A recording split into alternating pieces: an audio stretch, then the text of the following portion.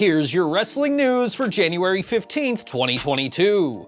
And your headlines for today include: AEW tries to sign WWE Hall of Famer, huge feud with top champion planned. More names announced for men's Royal Rumble match. 4 biggest matches at WrestleMania announced, plans already in trouble. Update on Drew McIntyre's injury, will he miss WrestleMania? Triple H makes shocking demand to Madison Square Garden. WWE Hall of Famer threatened to kill lover in latest brush with the law. WWE Premium Live event to undergo massive changes after over a decade, and more. We are kicking off today with Lita, who returned to WWE last night, making her first appearance on SmackDown in 20 years. The WWE Hall of Famer is one of the big names confirmed for this year's Women's Royal Rumble match, but she nearly made her way to Vince McMahon's chief competition. According to Fightful, Lita nearly worked with AEW as the company reached out to her in 2021 with a pitched feud between her and AEW Women's World Champion Britt Baker. There were talks between the two sides and a creative plan laid out, and it's reported that a match against Baker at All Out 2021 was the end goal, but the two sides could not come to an agreement.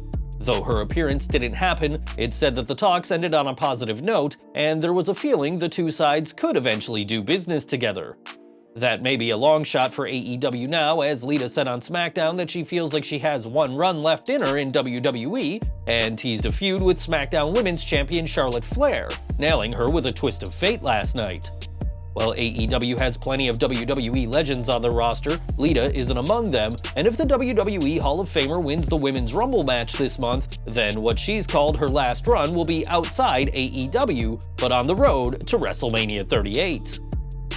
Royal Rumble news now, as the 2 Royal Rumble matches are coming together, with 4 more names announced for the men's match last night. On SmackDown, Sami Zayn said he plans on eliminating Johnny Knoxville when he enters the Rumble match, while Kofi Kingston declared his entry, whilst also confirming that Xavier Woods' injury will keep him out of the 30-man match. Madcap Moss and Happy Corbin interrupted to announce that they'll be in the Rumble match, and with 16 spots left, we'll have to see who earns a world title opportunity at WrestleMania 38. The Royal Rumble will also see Bobby Lashley have his long-awaited match with WWE Champion Brock Lesnar, something the Almighty has been wanting for years. A match with Lesnar was a huge factor in Lashley's decision to return to WWE in 2018, though the pair have technically already faced off. Both men were in the title match at day 1, and on After the Bell, the Almighty explained his initial reaction to finding out Brock would be in the match. "The first thing I said was, 'Get me out of the match.' Initially, people were like, 'What? Are you scared of him?' No, I'm not scared of him. He beat somebody else and got the title. So essentially, he can say he beat me, Seth, Big E, and Kevin, right?" Despite his request, Lashley didn't get removed from the match, and whilst the Rumble will mark his first singles bout with the Beast, one he's been waiting on for years, Lesnar technically already has a win over the Almighty. The 2022 Royal Rumble will mark the start of the road to WrestleMania 38, but WWE's plans aren't going as they had first hoped. In the Wrestling Observer newsletter, it's reported that WWE had 4 main matches booked for WrestleMania, but recent events have derailed certain plans. It's been reported for months that Roman Reigns would defend the Universal title against Brock Lesnar at WrestleMania, and while it's unclear if this match will be for the Universal title or WWE title, the match is still going on. As for the WWE Championship, the original plan was for Seth Rollins to win the title at day 1 and defend against Big E at WrestleMania, but current plans say it'll be Rollins versus Big E, Bobby Lashley, or Kevin Owens. How Rollins will get the title now is unclear, especially as he'll challenge for the Universal title at the Royal Rumble. For now, the Raw Women's title match at WrestleMania will see Becky Lynch defend against Bianca Belair, implying that the man will retain against Doudrop this month, while SmackDown Women's Champion Charlotte Flair was meant to face Sasha Banks. With Banks injured and expected to be out until early March, it appears those plans will have to change, as the road to WrestleMania has already been littered with obstacles. One name whose Mania plans are up in the air is Drew McIntyre, who is dealing with a neck injury that needed him to be written off TV. Attacked by Happy Corbin and Madcap Moss at day 1, McIntyre had accumulated injuries due to his hard work ethic in 2021, and we have an update on his condition.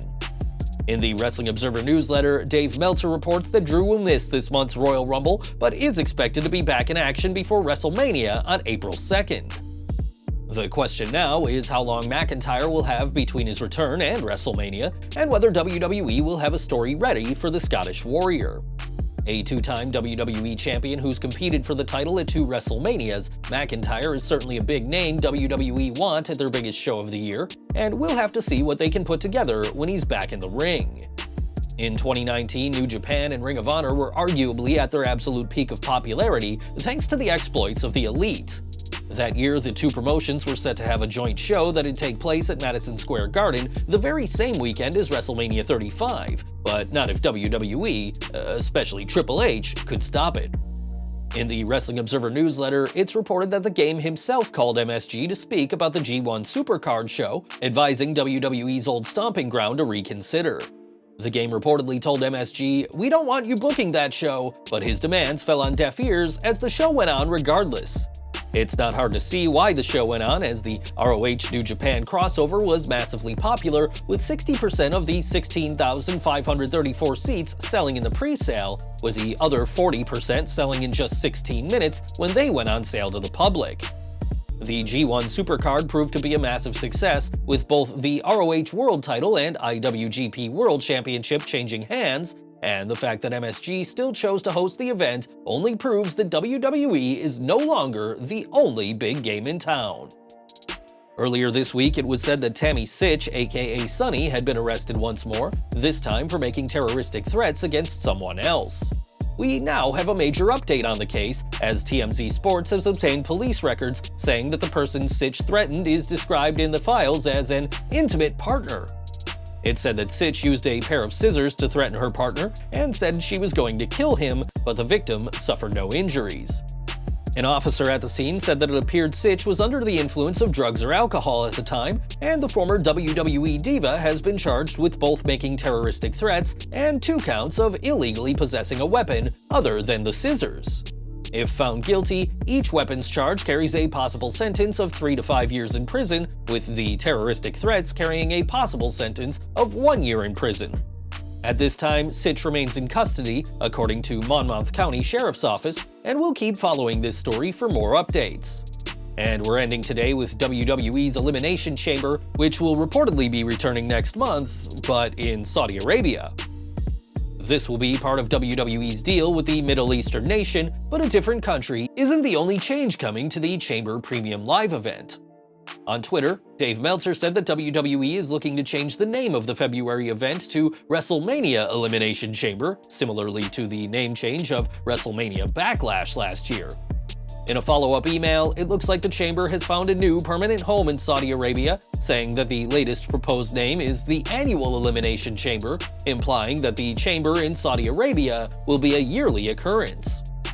First hosted in 2010, the Elimination Chamber event has been a staple of WWE programming, but a new name and location may be a matter of weeks away. Well guys, that's our news for today. Please share your comments below. Also hit the like button, subscribe to our channel, and hit the bell icon to receive all notifications. And as always, thanks for watching.